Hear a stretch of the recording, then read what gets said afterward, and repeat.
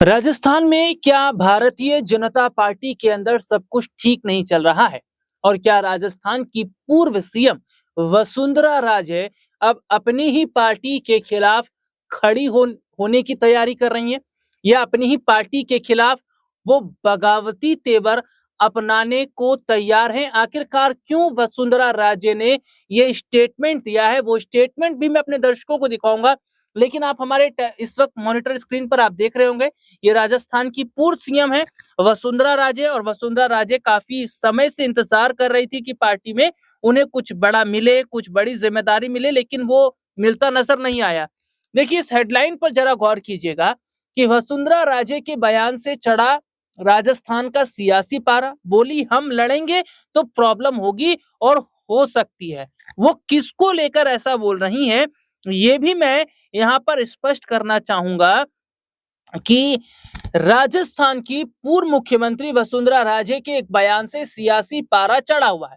दरअसल वसुंधरा राजे जैसलमेर दौरे पर थी। इस दौरान वह पूर्व सांसद कर्नल सोनाराम के निधन के बाद उनके आवास पर परिवार को सांत्वना देने पहुंची थी। जोधपुर में मीडिया से बातचीत करते हुए उन्होंने कहा, हम लड़ेंगे तो प्रॉब्लम होगी, हो सकती है, थोड़ी देर लगे जरूर, परंतु इतना विश्वास खुद रख रखोगे तो प्रॉब्लम नहीं होगी। उन्होंने कहा, प्रॉब्लम हमारी है, हम विश्वास नहीं रखते। जहां हम कहते हैं कि अरे यह तो नहीं हो सकता, तो वहीं खत्म कर दिया आपने।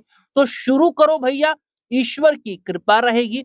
इस बयान और वसुंधरा राजे की सक्रियता के पीछे कई सवाल छिपे हैं।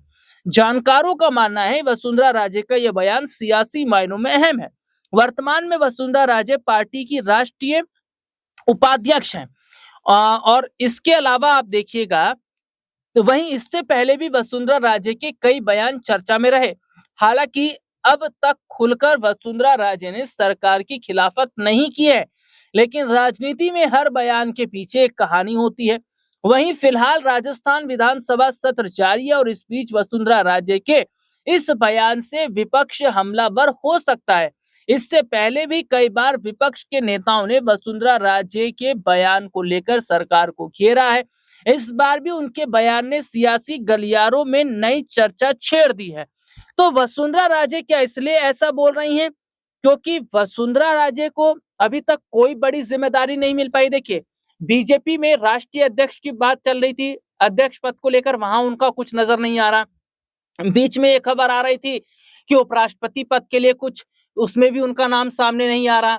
और ये देखा जा रहा था कि फिर वसुंधरा राजे को ये लगा कि कुछ कैबिनेट में दिया जाएगा, मोदी कैबिनेट में, वो भी नहीं नजर आया। तो क्या वसुंधरा राजे के सब्र का बांध अब यहाँ टूटता नजर आ रहा है?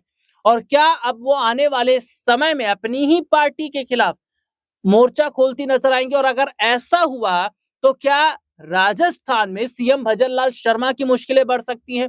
क्या वसुंधरा राजे जो है वो अगर बीजेपी अपनी ही पार्टी के खिलाफ मोर्चा खोलती हैं, तो क्या इससे राजस्थान के अंदर कांग्रेस को बड़ा फायदा हो सकता है? और जिस तरीके की बयान वसुंधरा का है, कहीं ऐसा ना हो उसका खामियाजा बीजेपी को उठाना पड़े, या जिस उससे पहले बीजेपी वसुंधरा राजे को लेकर कुछ बड़ा और अच्छा सोच सकती है।